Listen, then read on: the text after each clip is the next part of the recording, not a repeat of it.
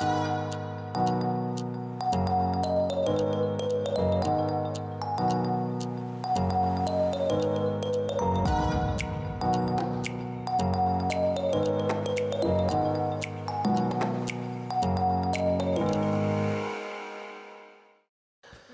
الله الرحمن الرحيم الحمد لله رب العالمين الصلاة والسلام على سيدنا محمد وعلى آله وصحبه أجمعين.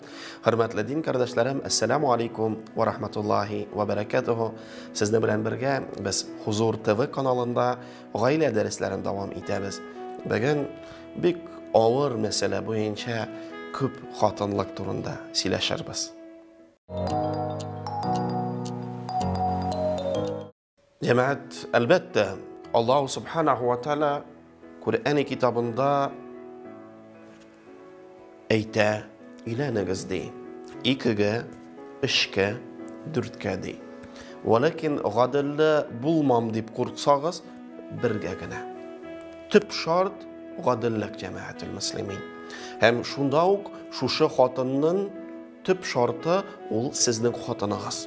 Yani ol türlü sirekeni halalleştirip bulmayamad. Ol sizning xatınığız. Eğer de siz onu bilen nikah uqadığız, ol sizning ikinci, üçüncü, dördüncü xatın hem onlarga da talep şunday. Siz onlarga ini da buldurarga tiyirsiz. Siz onu temin iterge de tiyirsiz. Kiyindirirge de uqıtırga da tiyirsiz. Onun balaları sizning bala bula. Onun gailesi sizge tuğan deyip sanala. Jigitlerimiz kelip, Hazret, mine ikinci xatını alırga buldum. Nerse aytirsin dey. Demek biz birinciden onlarga tiyirbiz, hem bilirge tiyirbiz. Hükümet tarafından ol ruhsat etilmegen, hem kanun yağından onun resmileştiriu bulmaz. Yani ikinci xatından kanun yağından, hukuk yağından bir hukukları da yok. Onun bağların da bir hukukları bulmay. En birinci şu. İkinciden şu jigitlerden sorayım, sizde ebi var mı? Tüşşe. Hazret var dey. Dem iki bula. Bakşa var mı? Var dey. İki bula. İde remont yasıysan mı? Yasayım. İki mertebe kübrek bula. Kibitke kirip rizık alasın mı? Alam dey. İki mertebe kübrek bula. Şul cemaatül muslimin bu bizge, irlerge Allah subhanahu ve teala istep vazifanı bire. Yani bu rahat qaralımının iki xatını, üç, dört xatını yok cemaatül muslimin. Bu bizge irlerge ağırlık. Bu bizning fizyologik yağından bu kız bilen de tıra, bu kız bilen de tıra. Yok cemaat. Bu sosyal yağından, psikologik yağından hem başka maddi yağından bizge Allah subhanahu ve teala tarafından isteme vazifa. Biz kübrek aşatırga. Hazır bir gaile idiha iki gaile. Ev iş gaile, ev turd gaile. Şu an köre şolay jigitlerge anlatgaç, vakit ötkeş, oltan körüngeç, işek yaşaysız mı? Hazretti uyladım da, min anı buldura almam deyip uyladım deyip. Cemaat iyi. Hazırgi vakitte biz jigitler onlarga ele pişmediktir. Onu biz buldura almaymızdır. Hem şuluk vakitte tefsirden Allah subhanahu ve teala aytken tefsirin irse ol meselen bizde soğuştansın. Qaşan xatın kızlar köp kalgan. Bir avulga bir irat qaytkan. Zina kılmasınlar. Bala yetim bulup üsmesin deyip Allah Teala'nın ruhsatı. Şükür elhamdülillah bizde soğuşlar yok. Allah'a şükür.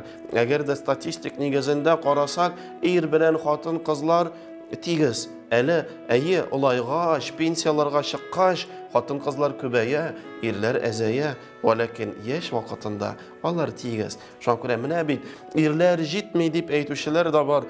Юк, Аллаға шөкер җәмәгать, ирлер дә җитә, кызлар да җитә. Шуан күрә үз гаиләгезне карагыз, үз Әгәр дә Хәзрәт мин аны менә яратмыйм, хатыныгыз картая башлаган икән, сезне яшьрәк кызларга тарта икән, Аллаһ Тәала ул турында әйтмәде. Аллаһ Тәала вазифа, Аллаһ Тәала әманат, Аллаһ Тәала гаилә, Аллаһ Тәала хатын дип әйткән. Шуңа күрә җәмәгать, хатынның дәрәҗәләрен төшермәгез, сөйәркәләргә хатыннарыгызны әйләндермәгез. Hörmətli җегетләр, Köbegez kelgeç, şu sıraların birgeç, Hazret mine birinci xatının bilmesin deyin. Беренче хатын белмәсен ди. Ну хәзрәт, ну ул бит шарт түгел. Менә бит кашып ничектер никахлашу икенче хатынга, өченче хатынга ул җәмәгатьул муслимин ул шушы авыр хәлдән чыгу булмас. Сезнең беренче хатыныгыз да, икенче хатыныгыз да әллә кайларга, марсларга күчмәс. Ул шушы дөньяда яшәячәк. Сез шул ук хатын белән бер төнне анарда, икенче төнне икенчедә шушы гадил итеп бүләргә тиеш булырсыз. Һәм аны белән проблемалар әзәймәс, аны белән проблемалар күбәер. Аны белән мәктәп 2 мәртәбә күбәер, туганнар 2 мәртәбә күбәер. Шуңа күрә шул вакытта җегетләр уйлагыз, әгәр дә беренче хатынын белмәсен дип куркасың икән, өйләнмә. Өйләнәсең икән, әйт, бөтен шартларын үтә, хатыным, матурым, менә бит мин шулай җитми нәрсәдер, башка нәрсәләр, төрле сәбәпләр, Алла сакласын, менә балаларсыз гаиләләр, балаларга бит уза алмыйбыз. Икенче хатын белән дә торып карыйм әле, ул да син шикелле тигез булыр, мин сине барыбер яратам дип куркмыйсыз икән, булдырасыз икән матди ягыннан, шушы физиологик ягыннан, сезнең характерларыгыз ягыннан аны булдыра аласыз икән, Алла Тәгалә рөхсәт иткән. Булдыра алмыйсыз икән, кызларын бозмагыз. Чөнки күпме кызлар язып, килеп, җылап, хәзрәт, менә уйламыйча икенче хатын булып чыктым, әти, әни дә белми, аның хатыны да белми, миңа арендага квартира алды, хәзер ай үтә, арендасын да түләми, үзе дә килми, ризык та китерми, нишлим ди. Җәмәгать, бу оят. Алла Тәгалә рөхсәт иткән бит. Әйе, валакин ул шартларын куйган. Никахның шартлары бар. Тәэмин итү, карау, гаилә белән аралашу, ашату, киендерү. Аны үтәмәгәч, сезнең истә гынах, шушы гынахтан ярак булыгыз. Әлбәттә, без хәзрәтләр, шәхси үзем шундый мәсьәлә белән килгәч, мин шул мәсьәләдән ярак булырга тырышам. Чөнки барыбер белерләр, кайсы хәзрәт укыган, кем укыган, шуңа күрә шундый мәсьәлә белән хәтта үземнең дуслары да бергә үскән, даими рәвештә ярдәм иткән, кешеләр мөрәҗәгать итсә дә, миңа шул мәсьәлә белән килмәскә тырышалар, чөнки беләләр, мин шул мәсьәләгә бик кысылмыйм. Үзем дә, бәлки үзем дә куркам, үзем дә менә күз алдыма китерә алмыйм, ике гаилә ничек микән ул. Шуңа күрә без татар халкы күбесенчә әлбәттә бер хатын белән яшибез. Әйе, элек тарихта булган бабайларда берничә шәр хатын, ләкин үзебезне шул бабайлар белән чагыштырмыйк. Алар батырлар. Без әле батырга барып җитмәдек. Җәмәгать, гаиләдә шушы икенче хатын алу мәсьәләсе күтәрелгәч, хатын юк дип әйтә аламы? Аның тавышы кабул итә алабызмы? Кән юкмы? Җәмәгать, никахлар укыгач, вакыт үткәч, аның тавышы икенче хатын алуга ир-атның ихтияры гына, хатыннан рөхсәте кирәкми. Әлбәттә, без аны беләбез һәм аңлыйбыз. Но, хөрмәтле кызлар, әле никах алдыннан, менә кашан сезнең әти, әниләрегез сөйләшкәндә, сез анда шартлар куя аласыз. Матурам, мин сиңа кияүгә чыгам, ну, шартларым шул дип, сез шарт итеп куя аласыз, һәм ул аны бозмаска тиеш. Чөнки бу никах алдыннан сөйләшкән шартлары. Шуңа күрә кызлар, әгәр дә шунардан куркасыз, хөрмәтле әти, әниләр, сез аны әлбәттә шарт итеп куя аласыз. Ләкин, хөрмәтле җегетләр, бу икенче хатын алу проблемадан качып, менә яңа гаилә, яңаша булыр, бу проблемалар булмас дип уйламагыз. Аллаһ субханаһу ва тааля бөтен хатын кызларны бер төрле итеп яраткан. Ничек бер зур хәзрәтебез әйтә, ул телефон шикелле. Әйе, ул төрле исемле, төрле экранлы, төрле кнопкалары, ләкин аның максаты бер. Хатын булу, бала табу, гаиләнең учагын саклау. Һәм аларны Аллаһ Тәгалә бер төрле яраткан.